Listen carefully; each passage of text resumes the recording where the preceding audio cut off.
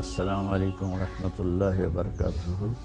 جناب محترم حضرت مولانا سجاد نعمانی صاحب، ذاکر کے ذریعے پتہ چلا کہ اللہ تعالیٰ کے فضل و کرم سے آپ اور اہلیہ محترمہ دونوں کرونا سے بعافیت شفا یاب ہو گئے۔ اللہ پاک آپ کو صحت کاملہ عاجلہ نصیب فرمائے اور اللہ تعالیٰ آپ کا سایہ سلامت رکھے۔ آپ امت کے لیے ایک سرمایہ ہیں۔ دوسری گزارش تھی کہ آپ کا کلپ مجھے پہنچا ہے جس میں آپ نے ایک شادی پر تبصرہ کیا ہے کہ 200 کروڑ کی شادی ہوئی ہے۔ میں آپ سے گزارش کروں گا، میرا میڈیا کے ساتھ سب سے زیادہ تعلق ہے، یہ دجال اور کذاب ہیں۔ میں نے بالکل جھوٹ بولا ہے۔ اس گھر سے میرا تعلق کوئی 28 سال پرانا ہے۔ جب یہ چھوٹے سے تاجر تھے تو میری اور ان کا تعلق ہوا، تبلیغ کے ذریعے سے ان کے یہ تبلیغ میں لگے، جانا شروع کیا تو اس سے آنا جانا تعلق محبت شروع سے رہا۔ ان کے والدہ کا جنازہ، والد کا جنازہ میں نے پڑھایا، تو اس تعلق کی وجہ سے میں نکاح پہ گیا تھا۔ میں نے ان سے پوچھا جب یہ خبر پھیلی کہ 200 کروڑ کی شادی، تو انہوں نے کہا مولانا ہماری صرف ٹوٹل 10 کروڑ اس پہ لگا ہے اور یہ بالکل بکواس ہے۔ ان کا بیٹا آگے میرے بھتیجے کا بہت قریبی دوست ہے۔ پھر یہ بھی خبر تھی کہ 10 لاکھ مولانا طارق جمیل کو نکاح کر دیا ہے۔ مولانا اس سے بڑا جھوٹ اور کیا ہوگا؟ پھر آپ نے ایک حدیث کوٹ کی، بیس الفقیر علی باب الامیر۔ اللہ کا شکر ہے، اللہ نے مجھے ایک اچھے گھر میں پیدا کیا۔ اللہ تعالیٰ مجھے بڑے بول سے بچائے، عجب سے بچائے، اللہ مجھے تکبر سے بچائے، تکبر سے بچائے، ورنہ اللہ تعالیٰ نے خوشحال زندگی عطا فرمائی۔ ہم جدی پشتی ذمہ دار ہیں اور اللہ نے اپنا فضل فرمایا کہ مجھے اس راستے پر پھیر رہی ہے، اس کا کرم اور احسان ہے۔ تو میں تو اپنے تعلق کی وجہ سے گیا تھا اور مجھے بھی وہ منظر اتنا اچھا نہیں لگا، لیکن جو کہا جا رہا ہے 2 ارب کی شادی ہوئی اور مولانا طارق جمیل کو 10 لاکھ دیا گیا، یہ سب جھوٹ ہے۔ حضرت آپ میڈیا کی خبر پر کبھی کوئی تبصرہ نہ کیا کریں، کبھی کوئی کلپ ریکارڈ نہ کروایا کریں۔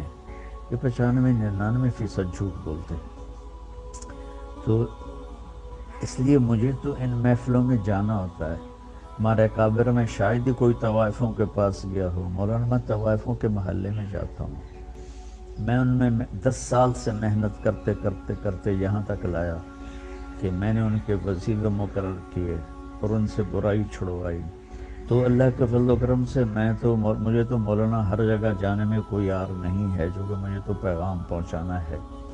تو اگر میں طوائفوں کے پاس جا سکتا ہوں، مجھے کوئی اس میں عار نہیں، تو میں وہاں بھی جا سکتا ہوں یا مجھے اللہ کی بات ہی کرنی ہوتی ہے اور کیا کرنا ہوتا ہے۔ تو اس لیے یہ ایک اختلاف رائے ہے، نہ کہ کوئی مخالفت ہے۔ میں اس سے اختلاف کرتا ہوں کہ ایسی محفلوں میں نہیں جانا چاہیے، بطور شریک نہیں جانا چاہیے، لیکن اگر آپ نے اللہ کی بات سنانی ہے تو ضرور جانا چاہیے۔ تو لیکن 10 لاکھ مجھے دیا، بالکل بکواس ہے۔ 200 کروڑ شادی پہ لگا، بالکل بکواس ہے۔ ہاں انہوں نے مجھے بتایا کہ 10 کروڑ لگایا ہے اور وہ کھربوں پتی لوگ ہیں، 10 کروڑ ان کے لیے کیا مسئلہ ہے، لیکن بہرحال پھر بھی اسراف تو ہے۔ میں پرانے تعلق کی وجہ سے گیا ہوں تو میں معذرت کے ساتھ میں صفائی پیش نہیں کیا کرتا، میں اپنے پر بات لے لیا کرتا ہوں، لیکن اللہ کے نیک بندوں کے دل میں کوئی بات آ جائے تو وہ میرے لیے نقصان دہ ہے۔ میں نے اپنی صفائی پیش کرنے کے لیے بات عرض کی ہے کہ 2-4 لقمے روٹی کے کھائے تھے اور اسی پاؤں پہ میں واپس آ گیا تھا، اور ان پر بھی یہ بالکل جھوٹا الزام ہے کہ انہوں نے اتنے پیسے خرچ کیے، اور میں معذرت کے ساتھ پھر معافی چاہتا ہوں اگر میری کوئی بات بری لگی ہو۔ میں نے کوئی کسی عجب کی وجہ سے یہ نہیں بتایا کہ میں طوائفوں کے پاس جاتا ہوں یا فلمی اداکارائیں ہیں وہاں جاتا ہوں، گلوکار ہیں، گانے والے، گانے والیاں، سب کے پاس میں جاتا ہوں، ان سے بات کرتا ہوں، تو ان کے بڑے اچھے نتائج ہیں۔ اور باقی ہدایت تو اللہ دیتا ہے، میرے ذمہ تو ہے بلغ ما انزل الیک من ربک، میرے ذمہ تو اتنا ہی ہے۔ اللہ تعالیٰ مجھے آپ کو اپنی حفظ و امان میں رکھے۔ السلام علیکم ورحمۃ اللہ وبرکاتہ۔ وعلیکم السلام ورحمۃ اللہ وبرکاتہ۔ حضرت مولانا، میں سب سے پہلے تو آپ کا بہت ممنون و مشکور ہوں کہ آپ نے بہت مسلسل مشغولیت کے باوجود میری اصلاح کے لیے یہ صوتی پیغام ارسال فرمایا۔ اللہ تعالیٰ آپ کے رتبے بلند فرمائے۔ میں صاف لفظوں میں اپنی غلطی کا اعتراف کرتا ہوں اور آپ سے دست بستہ معافی کا طالب ہوں۔ یقیناً مجھ سے یہ غلطی ہوئی کہ میں نے میڈیا کی روایت پر بھروسہ کر لیا۔ مجھے ایسا نہیں کرنا چاہیے تھا، اور عذر کے طور پر نہیں کہتا، برسبیل تذکرہ عرض کرتا ہوں کہ اگر ہمارے ملک کے اندر کی خبر ہوتی تو میرا عام معمول یہی ہے کہ میں پہلے اس کی تحقیق کرتا ہوں۔ وہاں تحقیق کا میرے پاس کوئی اور راستہ نہیں تھا، اور پھر بھی مجھے یہ نہیں کرنا چاہیے تھا جو میں نے کیا۔ میں اپنی معذرت کے لیے کوئی بہانہ، کوئی جواز، اپنے غلط کام کے لیے، اپنی غلطی کے لیے کوئی بہانہ، کوئی جواز تلاش نہیں کر رہا ہوں۔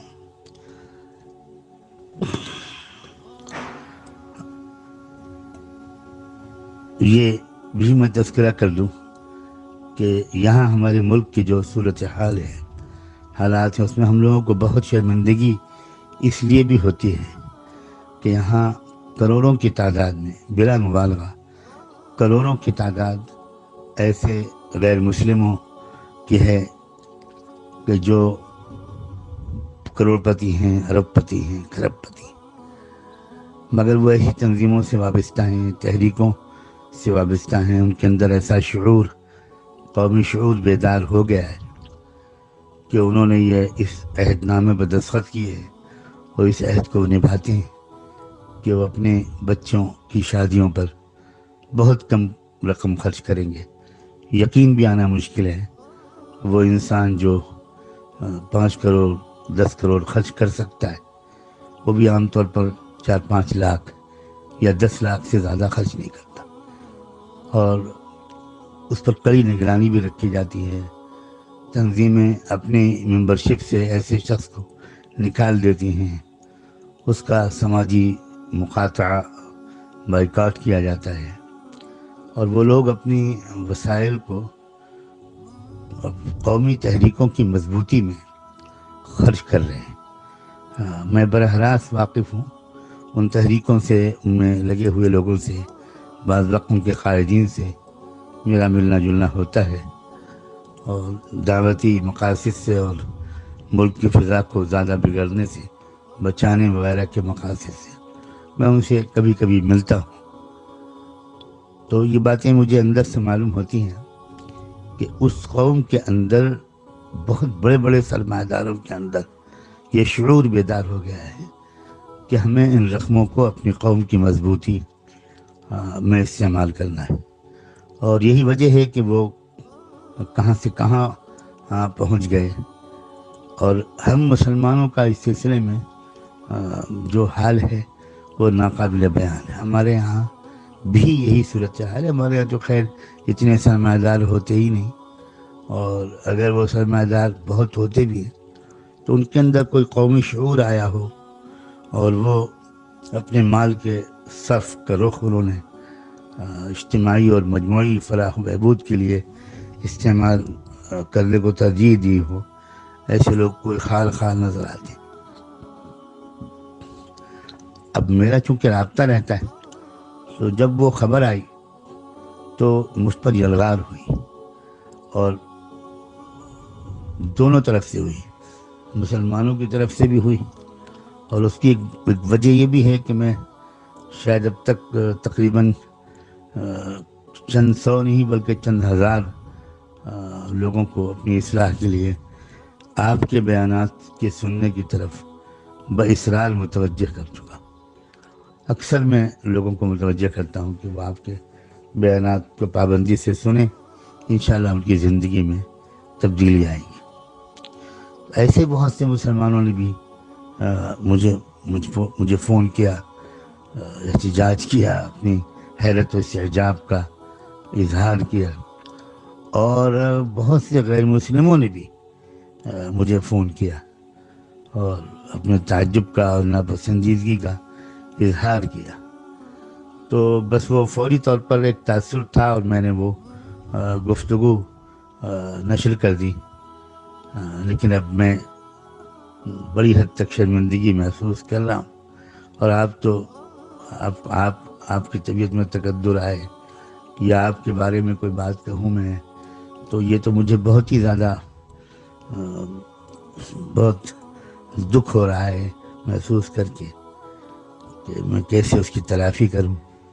بہرحال فی الحال تو میں آپ سے معافی کا طالب ہوں اور آپ کی دعاؤں کا، محبتوں کا محتاج ہوں.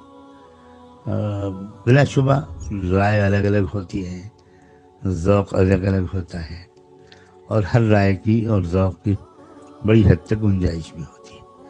ہم نے اپنے یہاں یہ بھی دیکھا کہ ہمارے جو اکابر